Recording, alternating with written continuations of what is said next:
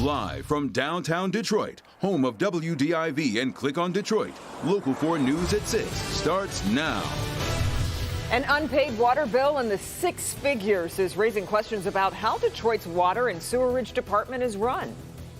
He was at the very top of the UAW until scandal broke. Now Gary Jones facing some very serious federal charges.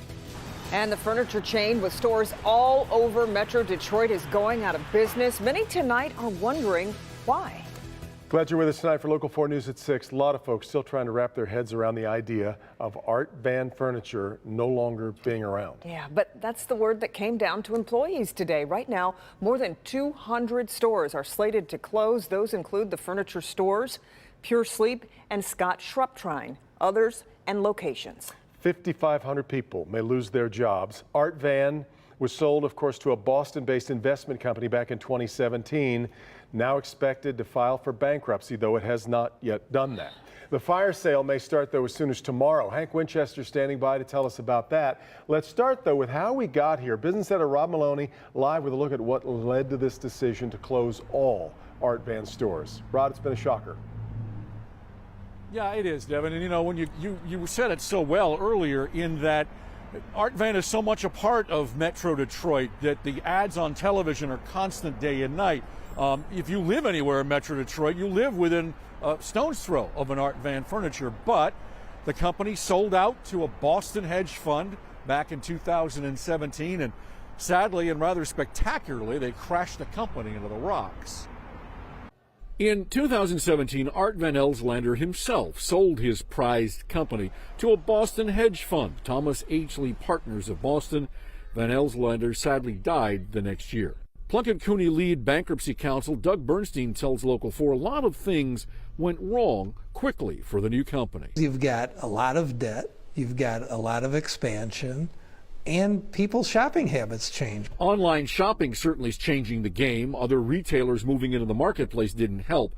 But Art Van's vast Midwest reach seemed to work against it. Brick and mortar is expensive, and the more locations you have, the more overhead you've got. So you have to be very efficient. You have to be ahead of the curve.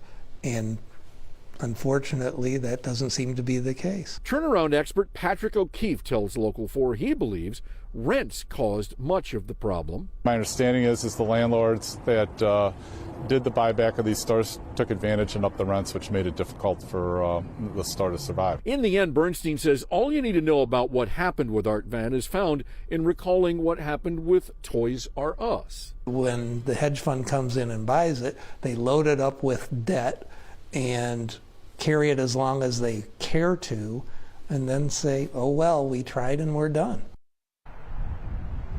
Well, and they're so done that there is quite literally nothing left to even buy. The word was that the family wanted to get something, but there's just nothing to have. And so sadly, they're going to have to close the doors. Back to you. Yeah, indeed. Okay, Rod, thanks. And in the midst of so many people losing their jobs, which we reported earlier was about 5,500, but it's actually... Diane Charles, spokesperson for Art Van Furniture, just contacted me and said it's 3,100 associates losing their but jobs. Still, you know, a lot of people yes. losing their jobs indeed. It feels really strange to be talking about sales at Art Van stores, but they are coming and the discounts will be deep. Hank Winchester live now with what people should know if they're in the market for new furniture. Hank.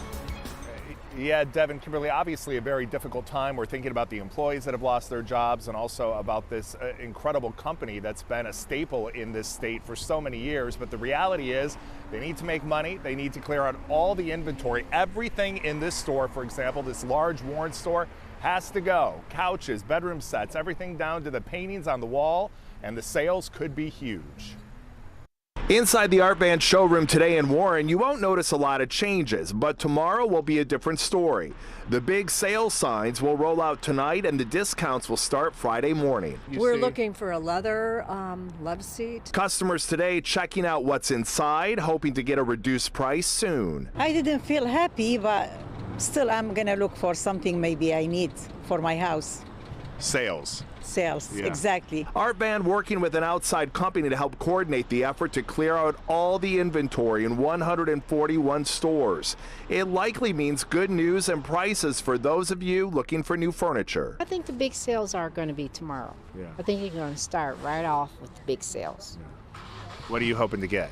A recliner with the massage. You may save tomorrow, but if this plays out like the Toys R Us bankruptcy, you will see less inventory but dramatically reduced prices as we approach the date when the doors will be closed for good. Liquidators that they have, Hill, Cole, and Gordon Brothers, are both seasoned firms, and they understand what they have to do to discount merchandise to keep it moving, so they can tell when traffic starts to slow that it's time to put another discount in there to entice the public to come back in and buy. So it could take easily 60 to 90 days. That wouldn't surprise me.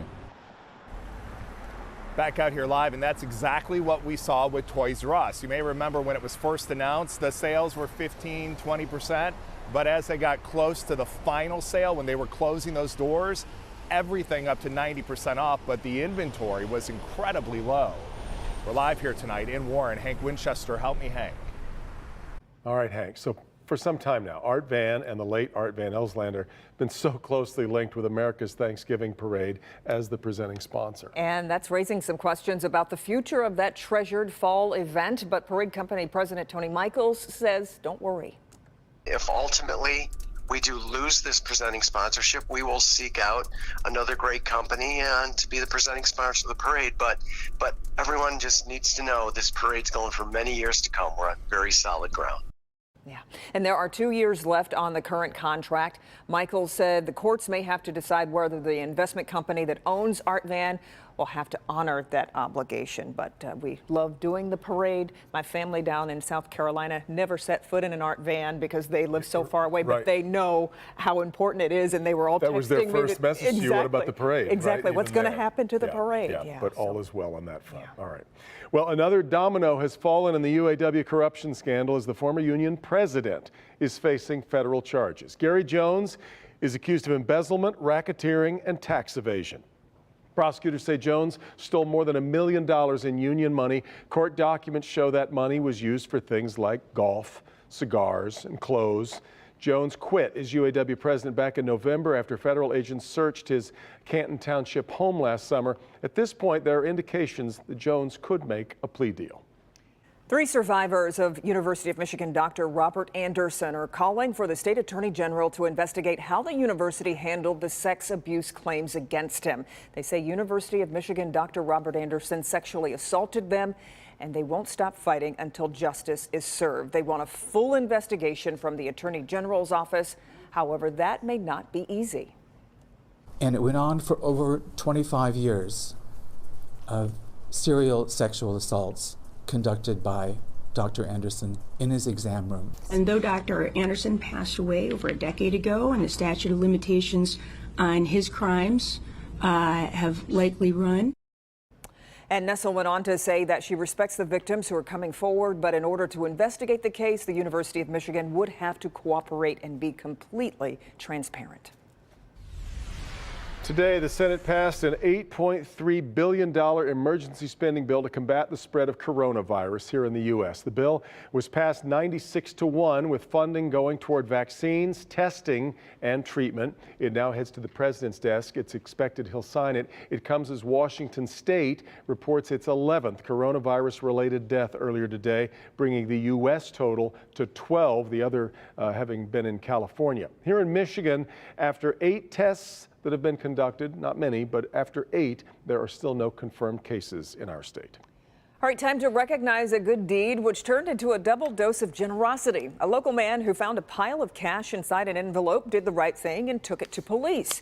As Victor Williams reports, a few months later, things took another interesting turn. Talk about a story you just don't hear every day. One man tried to do the right thing, and it paid off just for someone else. Joe Hodges calls himself one of the unluckiest people alive. Never found a dime. But one rainy September morning, Lady Luck laid an envelope just feet away from his door. I was just walking down the street and happened to look down, and the money was in the water. Inside, $700 that would have instantly made anyone's day. However, Mr. Hodges didn't want the mistake to ruin someone else's. I figured, well, must belong to somebody. I took it up to the police station.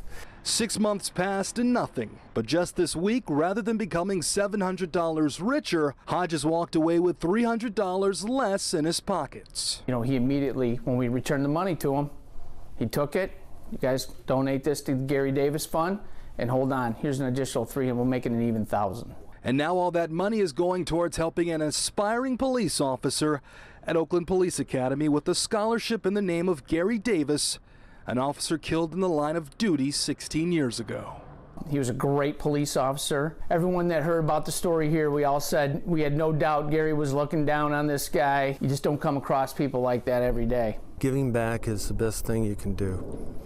So it's kind of like paying things forward. And we also want to add that Mr. Hodges does have several family ties to police officers, some who have even worked in the city of Detroit.